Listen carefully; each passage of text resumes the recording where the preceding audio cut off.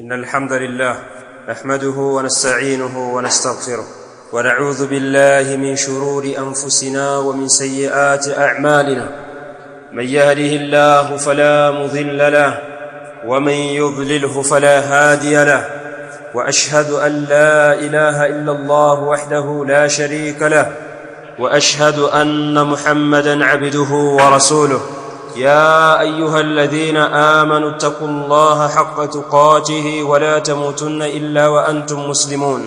يا أيها الناس اتقوا ربكم الذي خلقكم من نفس واحدة وخلق منها زوجها وبث منهما رجالا كثيرا ونساء، واتقوا الله الذي تساءلون به والأرحام إن الله كان عليكم رقيبا. يا أيها الذين آمنوا اتقوا الله وقولوا قولا سديدا يصلح لكم أعمالكم ويغفر لكم ذنوبكم، ومن يطع الله ورسوله فقد فاز فوزا عظيما. أما بعد، فإن أصدق الحديث كتاب الله، وخير الهدي هدي محمد صلى الله عليه وسلم، وشر الأمور محدثاتها، وكل محدثة بدعة، وكل بدعة ضلالة، وكل ضلالة في النار. عباد الله، أوصيكم وإياي بتقوى الله عز وجل، إنه قد فاز المتقون. ndugu zangu katika imani, awali yote nayusia nafsi yangu, pia kuzikumbusha nafsi zenu kumwogopa Allah subhanahu wa ta'ala. Hakika wamchao Allah wakatengeneza kinga kwa Allah subhanahu wa ta'ala itakayowakinga na adhabu ya moto wa jahannam. Hakika wanatakana kuifanya kuwa ni kinga madhubuti, na ni kinga ya ucha Mungu. Ibadallah, fattaqullaha ibadallah, wa'lamu anna min a'zami ma tus'aluna anhu yawm al-qiyamah al-amanat, ومن أعظمها أمانة الأولاد. ndugu zangu katika imani, tumuogope Allah subhanahu wa ta'ala, na tutambue ya kwamba miongoni mwa mambo makubwa mno ambayo Muislamu ataulizwa au tutakuja kuulizwa mbele ya Allah subhanahu wa ta'ala, al-amanat, tutaulizwa amana. Na hili ni jambo kubwa sana katika miongoni mwa mambo ambayo mwanadamu kasimamishwa nayo, na Allah subhanahu wa ta'ala amembebesha amana nyingi sana mwanadamu. Wa min a'zamiha, na miongoni mwa amana iliyokuwa kubwa sana aliyombebesha mwanadamu Allah subhanahu wa ta'ala, amanatul aulad, nayo ni amana ya watoto. Hii amana hii kila mmoja ataulizwa mbele ya Allah, yule ambaye ashakwisha na yule ambaye bado hajazaa, lakini yatarajiwa insha Allah kuingia katika masulia haya ya kuweza kuzaa. Yule ambaye hajapata mtoto, yakadiriwa baadaye, in kanat alhayatu baqiya, ikiwa Allah atampa uhai kuendelea kuwa hai, utaraji kupata watoto. Watoto ni amana ambayo ni miongoni mwa amana ambazo mtu ataulizwa katika maana hiyo. Allah subhanahu wa ta'ala anasema, ya ayyuhalladhina amanu qu anfusakum wa ahlikum nara, enyi mliamini, qu anfusakum, ziokoeni nafsi zenu, wa ahlikum nara, na okoeni watu wenu kutokamana na moto wa jahannam. Allah subhanahu wa ta'ala atuita kwa jina la iman ya kuwa tuziokoe kwanza nafsi zetu na moto wa jahannam, lakini pia tuwaokoe familia yetu, tuwaokoe watu wetu tunaowasimamia.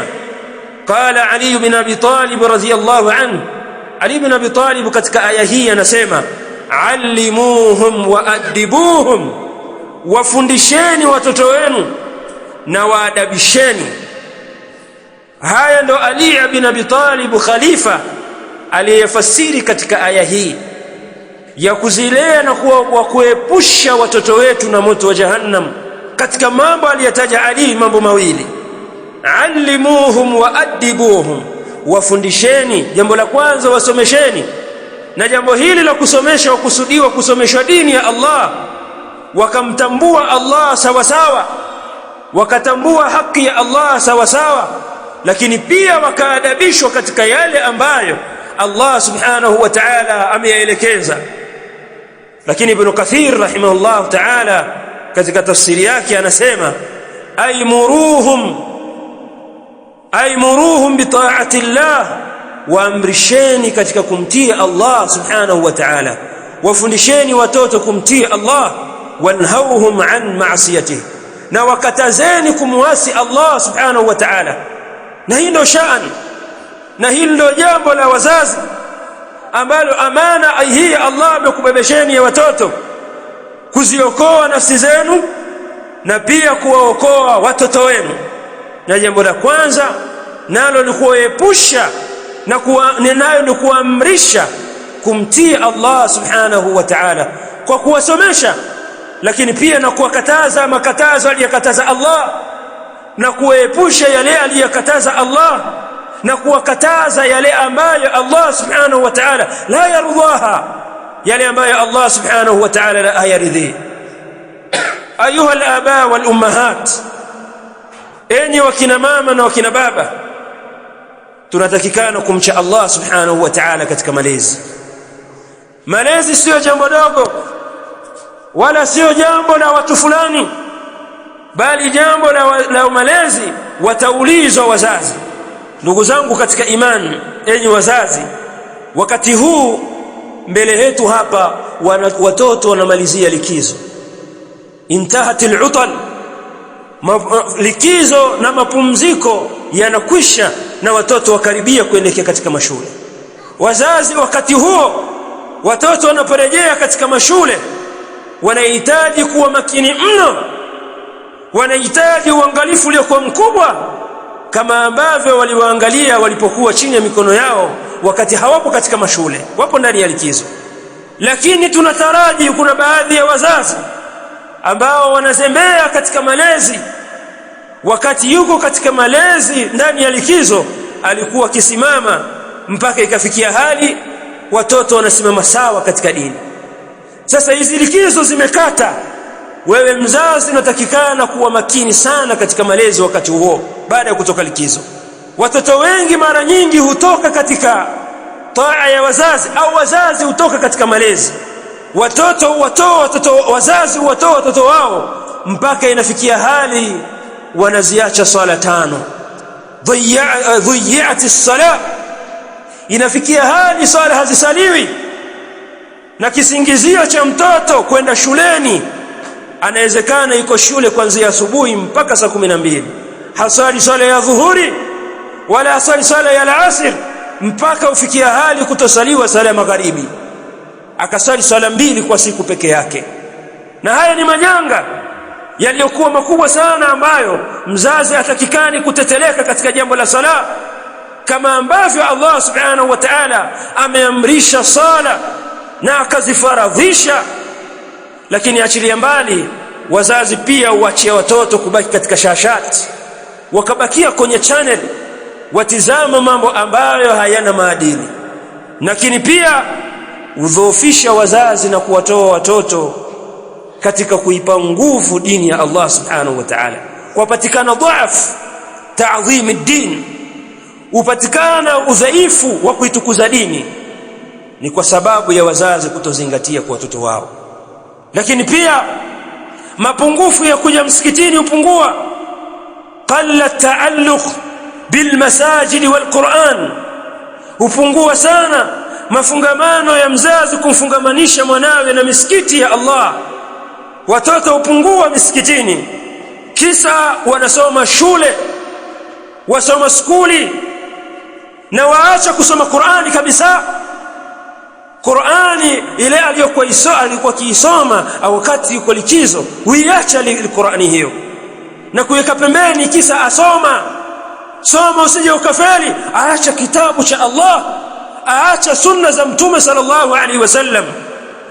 Lakini ndugu zangu katika imani, wa huna yadhharu ikhtibaru alhaqiqi lilwalidain, na hapa udhihiri mtihani wa uhakika na mtihani wa kweli kwa wazazi. Je, wazazi waweza kusimamia hili? Sala zikasimama sala 5, Qur'ani ikasomwa na wakaitukuza dini watoto wake pamoja na kusoma shule. Lakini ndugu zangu katika imani, mtihani mkubwa watoto tutakaporejea shuleni, na huu ndio mtihani kwa wazazi. Hal yuadu alwaladu ila hilaqi alquran?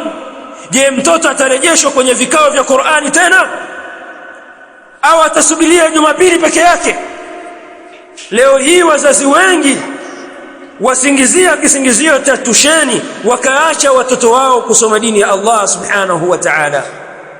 Mbona watu wazima takriban miaka 10 iliyotangulia au miaka 15 iliyotangulia walikuwa hawasomi tusheni na walikuwa kifaulu na walikuwa kifanya vizuri?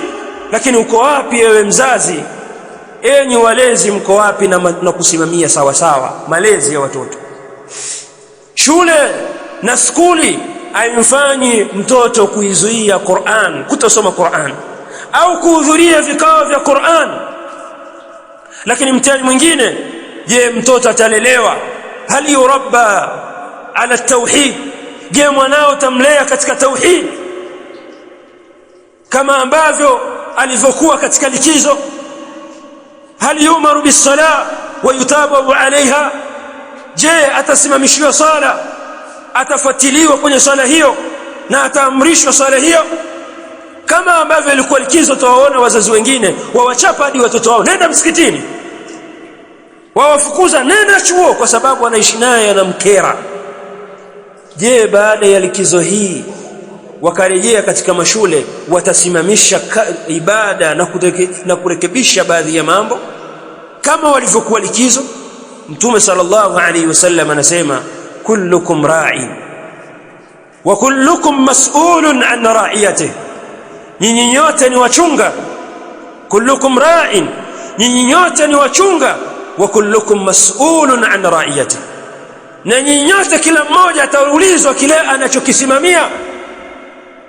Anasema Mtume sallallahu alaihi wasallam, ma min 'abdin yastari'ihi Allahu ra'iyatan falam yahidhha binus'ihi illa lam yajid ra'ihata aljanna. Mtume sallallahu alaihi wasallam anasema, ma min 'abdin yastari'ihi Allahu ra'iyatan, hakuna mja yeyote ambaye Allah subhanahu wa ta'ala anampa majukumu ya kusimamia watu wake na familia yake, falam yahitha binusihi, akawa hakuwa nasihi wala hakuwa rekebisha, illa lam yajid raihata aljanna, rawahu al-Bukhari, hatoipata harufu ya pepo. Ambaye Allah subhanahu wa ta'ala amekufanya wewe ni mzazi au watarajiwa kuwa mzazi, lakini ukusimamia familia yako kwa kuipa nasaha na kuwakumbusha jambo la dini ya Allah subhanahu wa ta'ala, tambua hutaipata harufu ya pepo, kwa maana hutaiskurubia pepo ya Allah subhanahu wa ta'ala. Ndugu zangu katika imani, wal aba, ndugu zangu katika imani na wazazi pia, tutambue taalimu din muqaddamu ala kulli shay. Kuwasomesha watoto dini ni jambo lenye kutangulizwa juu ya kila kitu. Dini ya Allah subhanahu wa ta'ala utangulizwa kabla ya kitu chochote. Sisi waislamu tumeamrishwa jambo la kwanza kulitanguliza ni kusoma dini ya Allah, na haya ndio maelekezo aliyopewa bwana Mtume sallallahu alaihi wasallam kwenye Qur'an. Aya ya kwanza kutelemka katika Uislamu ilikuwa ni aya inayohamasisha Mtume sallallahu alaihi wasallam asome, iqra bismi rabbikal ladhi khalaq, soma kwa jina la Mola wako ambaye kaumba. Na hii ni amri Allah amamrisha mtume wake, jambo la kwanza asome. Na hivyo hivyo dini ya Allah utangulizwa juu ya elimu zote, dini ya Allah subhanahu wa ta'ala utangulizwa. Lakini tizama wazazi wanavyoizingatia dini ya Allah, wawalea watoto wao kutoiona nafasi dini ya Allah. Mtoto, tizama wazazi utawaona likizo sasa, hata likizo imeshakatika hapa. Watizame wazazi wanavyohangaika masokoni wakiwanunulia watoto wao madaftari, Watizame wazazi wanavyohangaika kununulia watoto viatu vya shule. Watizame wazazi wananunulia mabegi, wanavyohangaikia watoto wao mpaka kujinyima. Wanawahangaikia watoto wao wakasome ilmu ya dunia, lakini hawahangaikia namna hiyo. Hawahangaiki namna hiyo kuangalia watoto wao akhira yao. Hawahangaiki wala waumize kichwa. Unaweza ukamkuta mzazi kamnunulia mtoto zaidi ya madaftari 10,000, lakini asiweze kumnunulia mtoto wake jambo hata kitabu cha darasani wakati anasoma dini ya Allah subhanahu wa ta'ala. Wazazi mko wapi? Kwa nini hili swali linatuelekea sisi wazazi? Kwa nini wazazi hawatili muhimu dini ya Allah? Wazazi tizama wanavyohangaika na uniform. Mtu afikia hali ya kopa hata mikopo ya riba ili apate mtoto wake kwenda shule, lakini hawezi kukopa ili mwanawe asome dini ya Allah. Hawezi kukopa ili mtoto amshughulikie asome dini ya Allah subhanahu wa ta'ala. Dini ya Allah utangulizwa juu ya elimu zote, ndugu zangu katika imani. Lakini pia wazazi watoto wanatizama, wanapima mambo. Wanapokuona mzazi wewe unavyomuandaa mwanao, unavyomshughulikia mwanao kumpeleka shule, wengine wanaelekea mpaka school bus, unavyomwandaa, unamwandalia chai, unamwandalia mavazi mazuri, mpaka umwambie mwanangu soma ukitoka hizi hela za kula shuleni. Lakini mtizame akija chuoni, kanzu limechanika, hana kanzu, nguo anazovaa hasina thamani na ukilinganisha na mavazi ya shule. Wazazi muogopeni Allah subhanahu wa ta'ala. Tambueni ya kwamba Allah subhanahu wa ta'ala atakuulizeni.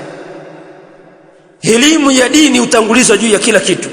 Mtume sallallahu alaihi wasallam, Allah subhanahu wa ta'ala anasema wa'mur ahlaka bis-salati wastabir 'alayha, waamrishe familia yako wakiwemo na watoto sala, waamrishe sala na wafanyeni subira. Lakini Mtume sallallahu alaihi wasallam anasema muru auladakum bis-salah li 7 sinin, waamrisheni watoto wenu sala wakiwa na miaka 7. Na swala hiyo sio swala ya ujinga, bali ni swala yenye ilmu. Wasomeshwa sala, waelekezwa sala. Mwanangu kwa swaliwa hivi, mwanangu katoe sadaka, mwanangu fanya hivi. Waamrisha na kumsomesha mambo ya muhimu sana. Al-Imam Ibn Qayyim rahimahullahu ta'ala anasema katika Tuhfatul Mawlud, ihmalul awlad wa tark ta'limihim min a'zami asbab fasadihim. Anasema al-Imam Ibn Qayyim rahimahullahu ta'ala, kuwapuuza watoto na kuacha kuwasomesha dini ni katika miongoni mwa sababu kubwa zinazowapelekea watoto hao kuharibika. Watoto kuharibika tabia zao, watoto kuharibika na mienendo yao, ni kwa sababu watoto wamewaachisha kusoma dini ya Allah. Jambo la kusoma dini wamelipuuza, hawalipi kipaumbele. Haya ni mambo ambayo wazazi wana nasibu, ambayo mtoto hataridhia mambo hayo siku ya kiyama. wa aktharu fasadihim inma jaa min qibali al-aba. Anasema Ibn Qayyim kwamba maharibifu, kuharibika kwao kukubwa sana kumetokea kwa wazazi. Mzazi wewe unaonekana wavuta bangi, mzazi unaonekana wewe wajiuza, mzazi unaonekana wafanya maovu, mtoto atafanya nini hapo? Wewe mzazi hauwezi kumwamrisha mtoto wako kuswali aliyekuwa uswali. Kuna siku atakuuliza, wewe baba mbona uswali? Wewe mama mbona uswali? Unatuamrisha tuswali, unatuamrisha tufunge, kwa nini hufungi? Watoto baada ya kuacha kuwasomesha kusoma dini yao ndio kuharibu. Utawaona watoto wafuta bangi, waharibika tabia zao, waanza kuharibika kisaikolojia. Watoto wajifunza katika ma-TV mambo ya haramu, wayaona wazazi wao wapeleki madarasa, wanaambia hata hapa kwenye TV waweza kusoma, wanaelewa. Alafu waangalia ukina mwogo mchungu. Wakitoka hapo watajifunza nini? Wakitoka hapo watakuwa na nini? Je, Qur'an utaisoma lini? Hali ya kuwa Mtume sallallahu alaihi wasallam anatuambia hii Qur'an siku ya kiyama itakuja ni hujjatun laka au alayk, itakuja ni hoja itakayokutetea au itakayokuangamiza. tumche Allah subhanahu wa ta'ala. Aqulu ma tasma'un, astaghfirullah li wa lakum. Alhamdulillah wassalatu wassalamu ala rasulillah wa ba'd. Ndugu zangu katika imani, inna ihmala al-awlad khiyanatan li amana wa laysa taqsiran hayyina. Ndugu zangu katika imani, wallahi tunamwapiza Allah subhanahu wa ta'ala, hakika kuwapoteza watoto na kuwapuuza watoto katika malezi ya dini ni kuwafanyia khiana watoto wako, ni kuwafanyia khiana uliobebeshwa na Allah subhanahu wa ta'ala, wala sio uzembe ambao unatakikana kuachwa na kupuuzwa. Allah subhanahu wa ta'ala anasema inna as-sam'a wal basara wal fuada kullu ulaika kana anhu mas'ula. Allah subhanahu wa ta'ala anasema inna as-sam'a, hakika ya masikio haya ambayo umepewa ni amana, yapate kusikiliza ya kweli, yapate kusikiliza ya haki, yapate kusikiliza aliyeelekeza Allah. Allah amekupa masikio. Wal basara, na akakupa macho utizame ya halali uweze kuyasoma maneno ya Allah. Wal fuada, na akakupa moyo. Kullu ulaika, haya yote hayo kana anhu mas'ula, yatakuwa ni kuulizwa mbele Allah. Utaulizwa masikio yako umeyatumia vipi? Je, ulisikiliza nini? Je, uliyatumia masikio yako kusikiliza muziki na kusikiliza batil? Tambua utaulizwa masikio yako hayo. Lakini pia utaulizwa macho yako, kitu gani yametizama? Yametizama ya halali au ya macho yako yametizama ya haramu? Lakini moyo wako umetunza nini? Je, ndani ya moyo wako kuna qala Allahu qala Rasul? Moyo wako umehifadhi nini? Moyo wako umetunza nini katika moyo huo? Tambua haya yote mtu ataulizwa. Moyo wako umeutumia vipi? Lakini kaifa biman adaa sam'a waladi, lakini vipi hali ya yule ambaye kapoteza na kuyapuuza masikio ya mwanawe, wa basarahu wa qalba, na macho yake ya mwanawe na moyo wake ameutelekeza. Moyo wake unahifadhi mambo ya haramu, macho yake yatizama haramu, masikio yake yasikiliza haramu. Kutwa ndani kuna sabuhufa ndani kwa sikilizwa muziki asubuhi mpaka jioni. Hakuna siku asikiliza Qur'an, au hakuna siku asikiliza mawaidha. Asubuhi na jioni anasikiliza muziki. Masikio yake ameacha ya mtoto anasikiliza haramu. Lakini pia watoto wamewaacha lile hawatifu fasida, wamewachia simu zenye kuharibu tabia. Leo mtoto anamiliki simu ambayo mzazi wake hana, kwa kigezo kwamba anasoma shule, bwana anaweza kuchukua mambo humu ndani. Lakini masimu inatumika katika mambo ya hatari zaidi. Tizama walezi, vijana wenu mmewaacha kwa kuwapa simu, mkawapuuza, wakatumia simu zao katika mambo ambayo hayafai, wakazitumia simu zao katika matukio ya hatari. Mpaka wazazi unajianza kujiuliza mwenyewe, hizi tabia mwanangu kazitoa wapi? Mbona mimi sikumlea hivyo? Umempuuza katika malezi. Ndio maana yatumia vibaya masikio yake, anatumia vibaya macho yake, atizama TV, simu yake basi atizame TV, lakini ana simu ya smartphone, anatizama yale ambayo wewe mzazi huyajui, atizama mazito. Ndio maana usije ukashangaa mtoto akufundisha mazito, hata kufundisha kulea, ni kwa sababu yapata kwenye simu. Lakini wazazi wamewaacha watoto wao, wamewachia rifqatun sayyi'a lilrifqati as-sayyi'a, wamewachia marafiki wabaya. Mzazi katika mambo wazazi waliyapuuza makubwa sana ni watoto kutowatizamia marafiki zao. Ni nani rafiki yako? Mtume sallallahu alaihi wasallam atuambia almar'u ala dini khalilihi, mtu analazimiana na dini ya rafiki yake. Falyanzur ahadukum man yukhalil, atizame mmoja wenu ni nani anamfanya kuwa rafiki. As-sahib sahib, kama wanavyosema, rafiki anaweza kukopoa dini, akakukopoa malezi na akakutoa malezi mazuri, akakufundisha tabia zako mbaya. Lakini watoto pia katika jambo jingine, rafiki, tizama rafiki ya mwanao, tizama hata wewe Muislamu rafiki yako ni nani. Lakini watoto mwachia rafiki yao ni simu, rafiki zao ni watu wavuta bangi, marafiki zao ni watu wenye kuwa na tabia mbovu sana. wasiopenda dini ya Allah ndio marafiki unawapenda. Yule anapenda shule, hawe rafiki yako yule. Lakini rafiki yake hamrishi sala, hamamrishi mema, mtoto wako unashangaa ana tabia za ajabu. Lakini pia watoto wameachwa, wamezuiliwa kuitoitilia umuhimu jambo la sala. Wallahi jambo la sala ni jambo zito sana. Awwalu ma yuhasabu bihi al-'abdu yawm al-qiyamah as-salah.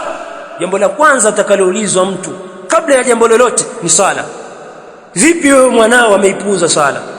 Lakini ndugu zangu katika imani, al-Imam an-Nawawi katika hadithi ya Mtume sallallahu alaihi wasallam inayozungumzia masala ya amana, ma min 'abdin yastar'ihi Allah ra'iyatan, hakuna mja yeyote ambaye Allah kamweka kusimamia watu wake raia, yamutu yawma yamutu wa huwa ghashun la, akafa siku anayokufa anakufa amefanya khiana, amefanya ghish, illa harrama Allahu alayhi aljanna, isipokuwa Allah tamharamishia pepo.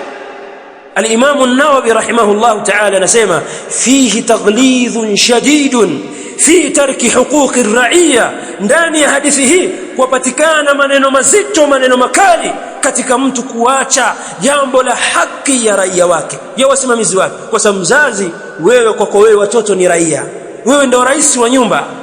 Raia wako wako vipi na umewanasi nini na umesimamia jambo gani? Maulama wanasema min a'zami wajibati alwalidain tarbiyatu alawlad ala alaqidati as-sahiha wa ta'widuhum as-salah li'annahum amana. Katika miongoni, anasema al-Imam Ibn Baz rahimahullah ta'ala, katika miongoni mwa mambo ya wajibat, mambo makubwa ya lazima kwa wazazi ni kuwalea watoto katika akida sahihi. Je, akida sahihi wewe unaijua? Akida sahihi waijua? Utamlea vipi kwenye akida sahiha? Wazazi wana amana, akasema wata'widuhumus salah, malezi ya akida na pia kuwazoesha swala. Mzazi anaweza akamwacha mwanawe akalala akaja msikitini mwenyewe, sikwambii yule ambaye haswali kabisa msikitini wala hashughuliki na misikiti ya Allah wala hashughuliki na sala. Mtoto anaweza kaamka, yule mwenye imani akaamka, bwana mtoto baada amelala akaenda kuswali, wala akarejea. Kama ni mume jioni anarejea, haulizi mke umeswali, watoto wameswali. Wapo wazazi wa namna hii, lakini tambua watoto, hiyo ni amana umebebeshwa na Allah subhanahu wa ta'ala. Ibn Uthaymeen rahimahullah ta'ala, al-Imam Ibn Uthaymeen al-Allama anasema at-tarbiya laysat ta'aman wa libasan, malezi sio chakula. At-tarbiya laysat ta'aman, malezi sio chakula, wa libasan sio mavazi tu, bal ta'limun wa ta'dibun, bali ni kusomesha na kuadabisha. Yani haya ndio malezi.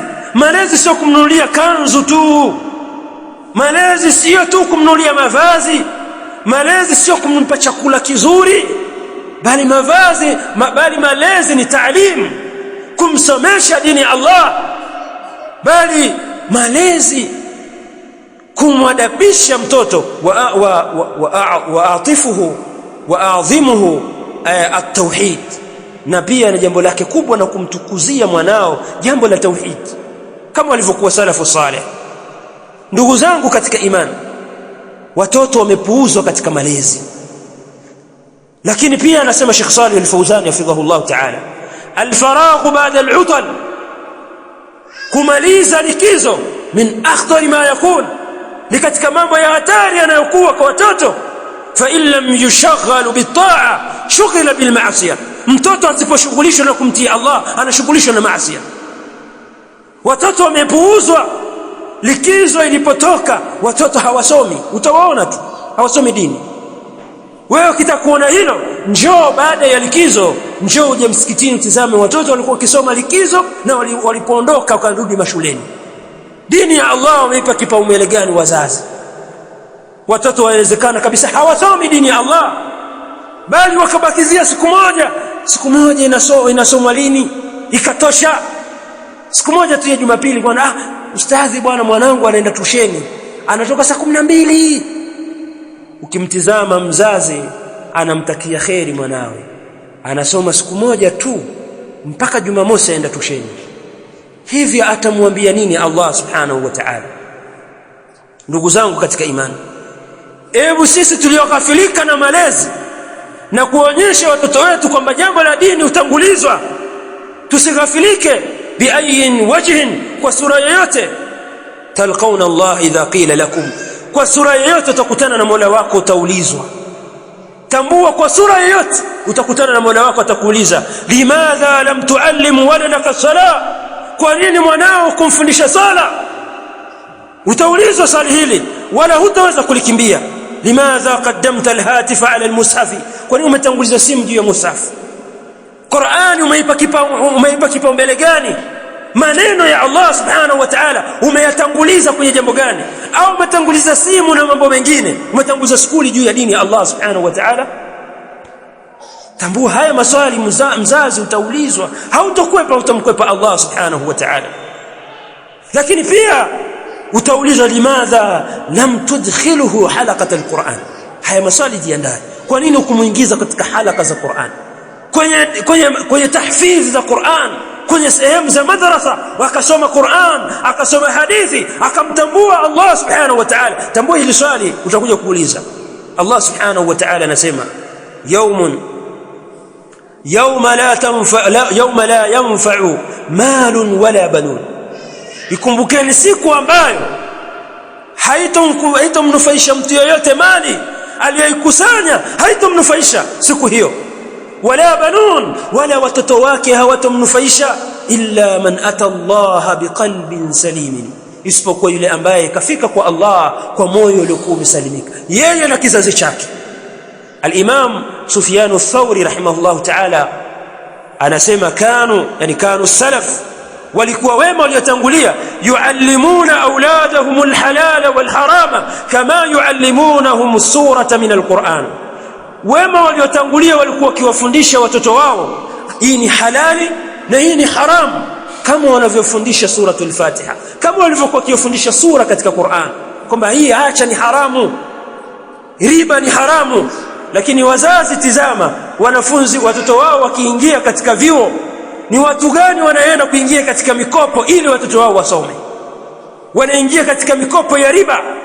Mtoto anasoma elimu yake ya riba na anakuwa katika elimu ya riba, na anakuja kufanya kazi ambazo zimetokamana na elimu ya riba, na anachuma chumo ambalo limezalika kwa sababu ya elimu iliyotengenezwa kwa riba.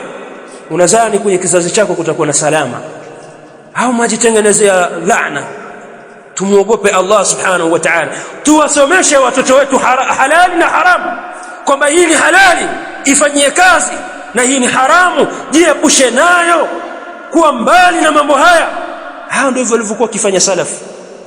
Lakini ndugu zangu katika iman, khatima na mwisho kabisa, ndugu zangu, auladukum imma dhakhiratun lakum fil janna, watoto wetu hawa au watoto wenu, ama wale wanaotarajia kuwa na watoto na wale ambao wanalenga baadaye kuja kuwapata watoto na kuona kuwapata watoto, watambue kwamba watoto ukiwapata ni dhakhira, ni akiba yetu katika pepo ya Allah. Mtoto imma awe ni sababu ya wewe kuingia peponi, au khusumun alaika, au atakuwa ni mgomvi wako siku ya kiyama. Hata kubali mtoto kwamba wewe ingia peponi alafu mimi niingie motoni, ni jambo ambalo halipo. Kwa hiyo ni amana ilikuwa sio ndogo sana. Hatutakikani kuzembea katika malezi. Ulipewa amana hii. Jambo la kuzaa sio jambo dogo. Ukishaoa unataraji kupata mtoto, lakini hakuna jambo zito sana ambalo ni sababu ya kuingia janna kama malezi ya mwanao. Mwanao akitengamaa ni sababu ya wewe kuingia janna. Katika zile shafaat kuna shafaa ya mtoto, kumuombea mtoto siku ya kiyama. Atamuombea mzazi wake aingie peponi, hali ya kuwa mzazi atakuwa ameandikiwa kuingia motoni. Ambaye hakufanya shirki wala kufur ataandikiwa mtoto wake kuingia peponi. Atamuombea baba yake, atamuombea mama yake, ya Allah, wazazi wangu wanaingia motoni, mimi naingia peponi.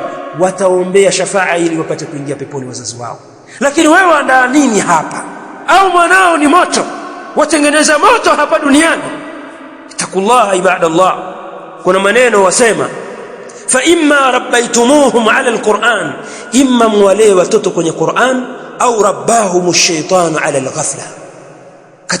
Katika maneno mengine, au rabbahumush shaitanu ala almasiyah, muwalee watoto wenu kwenye Qur'an au shaitani awalee katika maasi. Nyinyi watoto muachie shaitani, malezi muachie Allah subhanahu wa ta'ala. Mkiwaacha watoto, shaitani atatengeneza malezi yake. Usije ukashangaa watoto wao ndio wanakugeuka, unakufa wewe, watoto ndio wanakuombea dua mbaya. Watoto wanatamani ufe walisimari.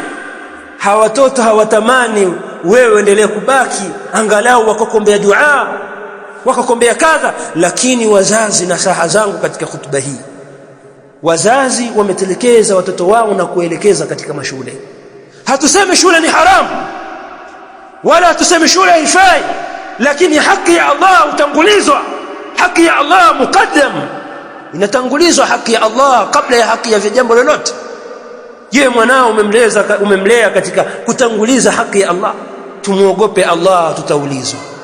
Allahumma aslih abnaana, Allahumma aslih abnaana wa banatina, Allahumma ij'alhum min ahli at-tauhid was-sunnah. Allahumma man qassara minna fatub alayhi.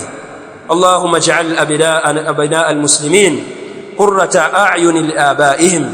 Rabbana hab lana min azwajina wa dhurriyyatina qurrata a'yun waj'alna lil-muttaqina imama. Wa sallallahu ala sayyidina Muhammad wa ala alihi wa sahbihi wasallam. Hii ni Wajawema Online TV. Hapa ni elimu tu.